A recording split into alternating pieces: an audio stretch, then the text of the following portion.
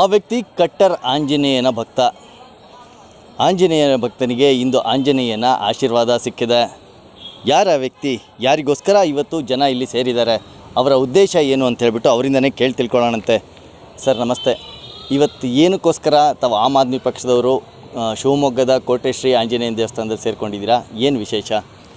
ಏನು ನಿನ್ನೆ ದಿನ ಸುಪ್ರೀಂ ಕೋರ್ಟ್ನಲ್ಲಿ ಅರವಿಂದ್ ಕೇಜ್ರಿವಾಲ್ ಅವರಿಗೆ ಮಧ್ಯಂತರದ ಬೇಲ್ ಸಿಕ್ಕಿದೆ.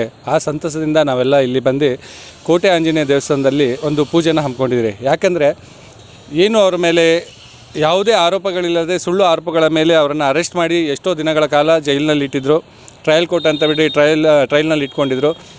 ಅದರಿಂದ ಆದಷ್ಟು ಬೇಗ ಅವರು ನಿರಪರಾಧಿಯಾಗಿ ಜೈಲಿನಿಂದ ಹೊರಗಡೆ ಬರಲಿ ಹಾಗೂ ಈ ಕೇಸ್ಗಳಿಂದ ಹೊರಗಡೆ ಬರಲಿ ಅಂತೇಳ್ಬಿಟ್ಟು ನಾವು ಇಂದು ಶಿವಮೊಗ್ಗದ ಕೋಟೆ ಆಂಜನೇಯ ದೇವಸ್ಥಾನದಲ್ಲಿ ಪೂಜೆಯನ್ನು ಹಮ್ಮಿಕೊಳ್ತೀವಿ. ಜೊತೆಯಲ್ಲಿ ಸಿಹಿಯನ್ನು ಕೂಡ ಹಂಚಿದ್ರಿ. ಯಾಕೆಂದರೆ ಮಧ್ಯಂತರ ಬೇಲ್ ಸಿಕ್ಕಿರೋದು ಬಹಳ ಸಂತೋಷ ವಿಚಾರವಾಗಿದೆ. ಹಾಗಾಗಿ ಸಿಹಿಯನ್ನು ಹಂಚಿದ್ರಿ. ಆದಷ್ಟು ಬೇಗ ಅವರು ನಿರಪರಾಧಿಯಾಗಿ ವಿಚಾರಣೆಗಳೆಲ್ಲ ಮುಗಿದು ಹೊರಗಡೆ ಬರಲಿ ಅಂತ ದೇವರ ಹತ್ರ ಕೇಳಿಕೊಂಡು ಇವತ್ತು ಶಿವಮೊಗ್ಗ ಜಿಲ್ಲಾ ಕಮಿಟಿ ವತಿಯಿಂದ ಆ ಒಂದು ಕಾರ್ಯಕ್ರಮವನ್ನು ಹಮ್ಮಿಕೊಂಡಿದ್ರಿ. ಈಗ ಅವರಿಗೆ ಏನು ಆಂತರಿಕ ಬೇಲ್ ಸಿಕ್ಕಿದೆ, ಇದರಿಂದ ರಾಜಕೀಯವಾಗಿ ತಮ್ಮ ಪಕ್ಷಕ್ಕೆ ಒಂದು ಚೈತನ್ಯ ಸಿಕ್ಕಿದಂಗಾಗಿದೆ. ಎಷ್ಟು ಮಟ್ಟಿಗೆ ಚುನಾವಣೆಗೆ, ಅಂದರೆ ಈಗ ಲೋಕಸಭಾ ಚುನಾವಣೆಗೆ ಎಷ್ಟು ಮಟ್ಟಿಗೆ ಲಾಭ ಸಿಗುತ್ತೆ ಅಂತ ಹೇಳ್ಬಿಟ್ಟು ನಮಗೆ ಅನಿಸುತ್ತೆ? ಸರ್, ನಿಮಗೆ ತಿಳಿದಿರೋ ಹಾಗೆ ಆಲ್ಮೋಸ್ಟ್ ಅಲ್ಲೂ ಅರ್ಧಕ್ಕರ್ಧ ಎಲೆಕ್ಷನ್ MP ಎಲೆಕ್ಷನ್ ಆಲ್ರೆಡಿ ಮುಗಿದಿದೆ.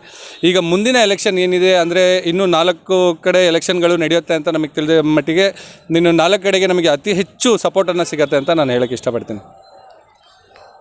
ಇದೇ ರೀತಿಯಲ್ಲಿ ಮತ್ತೊಬ್ಬರು ಆಮ್ ಆದ್ಮಿ ಪಕ್ಷದ ಮನೋಹರ್ ಗೌಡರು ಕೂಡ ಇಲ್ಲಿದ್ದಾರೆ. ಇವರು ಕೂಡ ಈ ಪೂಜೆಯಲ್ಲಿ ಭಾಗಿಯಾಗಿದ್ದಾರೆ. ಅವರು ಈ ವಿಷಯಕ್ಕೆ ಸಂಬಂಧಪಟ್ಟಂಗೆ ಏನು ಹೇಳಲಿಕ್ಕೆ ಇಷ್ಟಪಡ್ತಾರೆ ಅವರಿಂದನೇ ಕೇಳಿ ತಿಳ್ಕೊಳ್ಳೋಣ.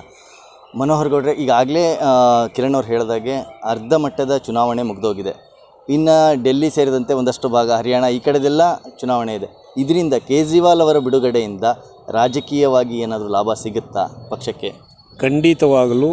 ಯಾಕಂದರೆ ಕೇಂದ್ರ ಸರ್ಕಾರ ಕುತಂತ್ರ ಮಾಡಿ ಯಾವುದೇ ಆರೋಪಗಳಿಲ್ಲದೇ ಇದ್ದರೂ ಕೂಡ ಬೋಗಸ್ ಆರೋಪಗಳನ್ನು ಮಾಡಿ ಇವತ್ತು ಅವರನ್ನು ಜೈಲಿಗಟ್ಟಿದ್ದ ಕಾರಣ ಏನಂತ ಹೇಳಿದರೆ, ಕೇಜ್ರಿವಾಲ್ ಅವರು ಹೊರಗಡೆ ಇದ್ದರೆ ನಮಗೆ ಪರ್ಯಾಯ ಶಕ್ತಿ ಆಗ್ತಾರೆ ಅನ್ನೋ ಒಂದೇ ಒಂದು ಉದ್ದೇಶದಿಂದ ಸುಳ್ಳು ಕೇಸನ್ನು ಹಾಕಿ ಅವರು ಜೈಲಿಗೆ ಅಟ್ಟಿದ್ದರು. ಆದರೆ ನ್ಯಾಯಾಲಯ ಇವತ್ತು ಮಧ್ಯಂತರ ಆದೇಶ ಕೊಟ್ಟಿದೆ. ಈಗಾಗಿರುವಂಥ ಚುನಾವಣೆ ಬಿಟ್ಟು ಉಳಿದಂಥ ಕ್ಷೇತ್ರಗಳಲ್ಲಿ ಖಂಡಿತವಾಗೂ ಅರವಿಂದ್ ಕೇಜ್ರಿವಾಲ್ ಅವರ ಪ್ರಭಾವ ತುಂಬಾ ಬೀರುತ್ತೆ. ಈ ಕೇಂದ್ರ ಸರ್ಕಾರ ಪತನ ಆಗುತ್ತೆ. INDA ಸರ್ಕಾರ ಬರುವಂಥದ್ದು ಕೂಡ ಶತಸಿದ್ಧ ಆಗಿರುವಂಥ ವಾತಾವರಣ ಇವತ್ತು ಎಲ್ಲ ಮೀಡಿಯಾದವರು ಕೂಡ ಇವತ್ತು ದೊಡ್ಡ ದೊಡ್ಡ ಉದ್ಯಮಿಗಳು ಏನು BJPಗೆ ಪಾಲ್ದಾರಾಗಿದ್ದರು, ಇವತ್ತು ಅವರು ಕೂಡ ಪರ್ಯಾಯವಾಗದಂಥ ದಿಕ್ಕಿನಲ್ಲಿ ಯೋಚನೆ ಮಾಡ್ತಾ ಇರೋವಂಥದ್ದು ಎಲ್ಲರಿಗೂ ಗೊತ್ತಿರುವಂಥ ವಿಚಾರ. ಹಾಗಾಗಿ ಅವರು ಶೀಘ್ರದಲ್ಲಿಯೇ, ಜೊತೆಗೆ ಮಧ್ಯಂತರ ಆದೇಶ ಏನಾಗಿದೆ ಬಿಡುಗಡೆ, ಇದು ಶೀಘ್ರದಲ್ಲಿಯೇ ಇದನ್ನು ವಿಲೇವಾರಿ ಮಾಡಿ ಅವರು ಆರೋಪ ಮುಕ್ತರಾಗಿ ಹೊರಗೆ ಬರಲಿ ಅಂತೇಳಿ ಹಾರೈಸ್ತಾ ಇವತ್ತು ನಾವು ಶಿವಮೊಗ್ಗದಲ್ಲಿ ಪೂಜೆ ಹಮ್ಮಿಕೊಳ್ಳೋದ್ರ ಜೊತೆಗೆ ಸಾರ್ವಜನಿಕರಿಗೆ ಸಿಹಿಯನ್ನು ಕೂಡ ಹಂಚಿದ್ದೇವೆ. ಖಂಡಿತವಾಗೂ ಬರುವಂಥ ಚುನಾವಣೆಯಲ್ಲಿ ಮುನ್ನೆಡೆಯುವಂಥ ಚುನಾವಣೆಯಲ್ಲೂ ಕೂಡ ಜಯಬೇರಿ ಬಾರಿಸಿ ಇಂಡಿಯಾ ಒಕ್ಕೂಟ ಅಧಿಕಾರಕ್ಕೆ ಬರೋದರಲ್ಲಿ ಯಾವುದೇ ಅನುಮಾನ ಇಲ್ಲ. ಅದು ನೇತೃತ್ವ ನಮ್ಮ ಅರವಿಂದ್ ಕೇಜ್ರಿವಾಲ್ ಅವರ ಬಹುಪಾಲು ಭಾಗ ಅವರಿಂದನೇ ಅದಕ್ಕೆ ಶಕ್ತಿ ತುಂಬುತ್ತೆ ಅಂತ ಹೇಳಿ ಈ ಸಂದರ್ಭದಲ್ಲಿ ನಾನು ಭಾವಿಸ್ತೇನೆ. ಇದೇ ವಿಚಾರವಾಗಿ ಪಕ್ಷದಲ್ಲಿರ್ತಕ್ಕಂಥ ವಕೀಲರು ಕೂಡ ಇದ್ದಾರೆ. ಇವರ ಮೂಲತಃ ವಕೀಲರು ಕೂಡ ಆಗಿದ್ದಾರೆ, ಪಕ್ಷದಲ್ಲಿ ಕಾರ್ಯಕರ್ತರು ಕೂಡ ಆಗಿದ್ದಾರೆ.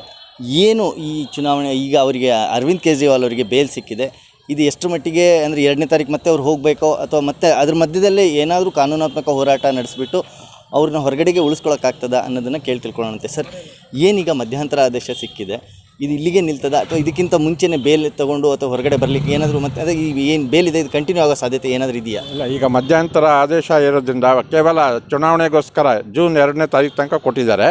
ಆ ಚುನಾವಣೆ ಪ್ರಚಾರಗಳನ್ನು ಮುಗಿಸ್ಕೊಂಡು ಮತ್ತೆ ಅವರು ಹೋಗಬೇಕಾಗುತ್ತೆ ರಿಟರ್ನು. ಅದಾದಮೇಲೆ ಮುಂದೆ ಕನ್ಸಿಡರ್ ಮಾಡ್ತಾರೆ. ಈಗ ಏನಿದೆ ಓನ್ಲಿ ಮಧ್ಯಂತರ ಜಾಮೀನು ಅಂತ ಕೊಟ್ಟಿರೋದು, ಇದು ತಾತ್ಕಾಲಿಕಕ್ಕೆ ಎಮರ್ಜೆನ್ಸಿ ಕೊಟ್ಟಿದ್ದಾರೆ. ಅದಾದಮೇಲೆ ಕನ್ಸಿಡರ್ ಮಾಡೋದು ಸುಪ್ರೀಂ ಕೋರ್ಟು. ಅಷ್ಟೊತ್ತಿಗೆ ಮತ್ತು ಸುಪ್ರೀಂ ಕೋರ್ಟಿಗೆ ಬೇಸಿಗೆ ರಜಾ ಬರೋದ್ರಿಂದ ಜೂನ್ನಲ್ಲಿ ಮತ್ತು ಸ್ವಲ್ಪ ತಡ ಆಗ್ಬೋದು. ಆದರೂ ಮುಂದೆ ಸತ್ಯಕ್ಕೆ ನ್ಯಾಯಕ್ಕೆ ಜಯ ಸಿಗುತ್ತೆ. ಸ್ವಲ್ಪ ತಡವಾಗಾದರೂ ಬೇಲ್ ಸಿಗುತ್ತೆ, ಏನು ವರಿ ಮಾಡುವಂಥದ್ದು ಏನಿಲ್ಲ ಕಾರ್ಯಕರ್ತರುಗಳು. ಹಾಗಾಗಿ ಕೇಜ್ರಿವಾಲ್ ಅವರೀಗ ಸಿಕ್ಕಂಥ ಆಪರ್ಚುನಿಟಿಯಿಂದ ಮುಂದೆ ಬರೋ ಎಲೆಕ್ಷನ್ಗಳಲ್ಲಾದರೂ ಪ್ರಭಾವ ಬೀರಿ ತಮ್ಮ ಕ್ಯಾನ್ವಾಸನ್ನು ಮಾಡಿ ಸಪೋರ್ಟ್ ಮಾಡಿ ಪಕ್ಷವನ್ನು ಮತ್ತು ಎಲ್ಲ INDA ಏನಿದೆ ಅದಕ್ಕೆ ಗೆಲ್ಲೋದಕ್ಕೆ ಹೆಚ್ಚಿನ ಸಂಖ್ಯೆಯಲ್ಲಿ MP ಗಳನ್ನ ಗೆಲ್ಲೋದಕ್ಕೆ ಅವಕಾಶ ಆಗುತ್ತೆ ಅನ್ನೋದು ಒಂದು ಭಾವನೆ. ಇದರಿಂದ ಅವರು ಬೇಕಂತಲೇ ದುರುದ್ದೇಶದ ಪೂರ್ವಕವಾಗಿ ಎಲೆಕ್ಷನ್ ಟೈಮಲ್ಲೇ ಈ ಥರ ಅರೆಸ್ಟ್ ಮಾಡಿಸಿರೋದು ಅಂತ ಗೊತ್ತಾಗುತ್ತೆ. 6 ತಿಂಗಳು ವರ್ಷ ಹಿಂದಿಂದಾನು ಅವರು ಸುಮ್ಮನೆ ನೋಟಿಸ್ ಕೊಟ್ಟಾಗ ಮಾಡೋದು ಬಿಡೋದು ಎಲ್ಲ ಮಾಡ್ತಿದ್ರಲ್ಲ, ಆವಾಗಲೇ ಕರ್ಕೊಬೋದಿತ್ತು ಅವರು ಬೇಕಿದ್ರೆ ಎನ್ಕ್ವೈರಿಗೆ. ಈಗಲೇ ಎಲ್ಲ ಬಿಟ್ಟು ಎಲ್ಲ ಆದಮೇಲೆ ಕೊನೆ ಮೂಮೆಂಟಲ್ಲಿ ಇದು ಮಾಡಿದ್ದಾರೆ ಅವರಿಗೆ.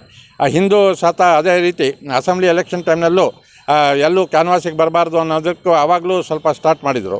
ಇದೇ ರೀತಿ ಅವರು ಎಲ್ಲ ಡೈಲಿ ಬಿಟ್ಟು ಹೋಗ್ದಂಗೆ ಮಾಡಿದ್ದಾರೆ. ಈ ಸರ್ತಿ ಅಂತೂ ಇದರಲ್ಲಿ ಕಾರಾಗೃಹ ಕೃಷ್ಣ ಜನ್ಮಸ್ಥಾನದಲ್ಲಿ ಇಟ್ಟುಬಿಟ್ಟು ಅವ್ರಿಗೆ ಇದು ಮಾಡಿದ್ದಾರೆ, ತೊಂದರೆ ಕೊಟ್ಟಿದ್ದಾರೆ. ಅದು ಪ್ರಜಾಪ್ರಭುತ್ವ ನೀತಿಗೆ ವಿರುದ್ಧವಾಗಿದೆ. ಹಾಗಾಗಿ ಸರ್, ಒಟ್ಟಾರೆ ಈಗ ಅವರು ಒಂದು ಕಡೆಗೆ ರಿಲೀಸ್ ಆಗಿರೋದೇನೋ ನಿಜ, ಆದರೆ ಅವರು ಈ ಚುನಾವಣೆ ಪ್ರಚಾರದಿಂದ ಎಷ್ಟರ ಮಟ್ಟಿಗೆ ಪಕ್ಷಕ್ಕೆ ಅಂದರೆ ಹೇಳಿದ್ರೆ ಎಷ್ಟು ಸೀಟ್ಗಳ ಮೇಲೆ ಅವ್ರ ಪ್ರಭಾವ ಬೀರ್ಬೋದು? ಒಟ್ಟಾರೆ ಅವರ ಪ್ರಚಾರದಿಂದ ಈಗ ಇರೋ ಸೀಟ್ಗಿಂತ ಇನ್ನೂ ಎಷ್ಟು ಸೀಟ್ ಗೇನ್ ಆಗ್ಬೋದು ಅಂತ ಹೇಳ್ಬಿಟ್ಟು ಹೇಳಲಿಕ್ಕೆ ಇಷ್ಟಪಡ್ತೀರಾ? ಸರ್, ನಿಮಗೆಲ್ಲ ತಿಳಿದಿರೋ ಮಟ್ಟಿಗೆ ಇವತ್ತಿನ ದಿನ ನೀವೆಲ್ಲ ನೋಡ್ತಾ ಇದ್ರೆ NDA ಮತ್ತು ಇಂಡಿಯಾ ಅಂತ ಒಕ್ಕೂಟಗಳಾಗಿದ್ದಾವೆ. ಏನು NDA ಈ BJP ಸರ್ಕಾರ ನಡೆಸ್ತಿರೋದು 400 ಪಾರ್ ಅಂತ ಪ್ರತಿ ಬಾರಿನೂ ನಮ್ಮ ಮೋದಿಜಿಯವರು ಹೇಳ್ತಾರೆ. ನನ್ನ ಅನಿಸಿಕೆ ಪ್ರಕಾರ ಅವರು 150 ಸಮೇತ ರೀಚ್ ಆಗಲ್ಲ ಅನ್ನೋ ಒಂದು ಗ್ಯಾರಂಟಿ ನನಗೆ ಅನ್ನಿಸ್ತಾ ಇದೆ. ಯಾಕೆಂದರೆ ಪ್ರತಿ ಜನರು, ಪ್ರತಿ ರಾಜಕೀಯ ವ್ಯಕ್ತಿಗಳು ಈಗ ಎಚ್ಚೆತ್ತುಕೊಂಡಿದ್ದಾರೆ. ದೇಶದಲ್ಲಿ ನಡೀತಿರೋಂಥ ಭ್ರಷ್ಟಾಚಾರನೂ ಎಲ್ಲರೆದುರೇ ಕಣ್ಣೆದುರುಗಡೆ ಬರ್ತಾ ಇದೆ. ನಿಮಗೆ ತಿಳಿದಿರೋ ಹಾಗೆ ಎಲೆಕ್ಟ್ರಲ್ ಬಾಂಡ್ಗಳನ್ನು ನೋಡಿರ್ಬೋದು. ಎಷ್ಟೋ ಲಕ್ಷ ಕೋಟಿಗಟ್ಟಲೆ ಎಲೆಕ್ಟ್ರಲ್ ಬಾಂಡ್ಗಳ ಮುಖಾಂತರ ತಮ್ಮ ಪಾರ್ಟಿಗೆ ಹಣವನ್ನು ಚಂದಾನ ವಸೂಲಿ ಮಾಡಿದ್ದಾರೆ. ಇದೆಲ್ಲ ನಿಮಗೆ ತಿಳಿದಿದೆ. ಸೊ ಹಾಗಾಗಿ ಇವರೇನು 400 ಪಾರ್ ಅಂತ ಪ್ರತಿದಿನ ಹೇಳ್ತಾ ಇದ್ದಾರೆ. ನನ್ನ ಪ್ರಕಾರ 150ರಿಂದ 200 ಸೀಟ್ಗಳನ್ನು ಇವರು ಪಡೆಯೋಕ್ಕಾಗಲ್ಲ ಅಂತ ನಾನು ಅಂದ್ಕೊಳ್ತಾ ಇದ್ದೀನಿ. ಸರ್, ಈಗ ಇಂಡಿಯಾ ಅಲೈನ್ಸಿಗೆ, ಒಟ್ಟಾರೆ ಇಂಡಿಯಾ ಅಲೈನ್ಸಿಗೆ ಎಷ್ಟು ಸೀಟ್ ಅಂದರೆ ಇವರು ಅರವಿಂದ್ ಕೇಜ್ರಿವಾಲ್ ಅವರು ಬಂದು ಪ್ರಚಾರ ಪ್ರಾರಂಭ ಮಾಡಿದ್ರೆ ಎಷ್ಟು ಸೀಟ್ ಲಾಭ ಆಗಬಹುದು ಅಂತ ಬಿಟ್ಟು ನಮಗೆ ಅನ್ಸುತ್ತೆ? ಕನಿಷ್ಠ ಈಗ ನಡೀತಾ ಇರೋವಂಥ ಚುನಾವಣೆಯಲ್ಲಿ ಏನಿದೆ 60% ನಮ್ಮ INDA ಕೂಟಕ್ಕೆ ಬರ್ತದೆ ಅಂತ ನನ್ನ ಭಾವನೆ ಇದೆ, ಭರವಸೆ.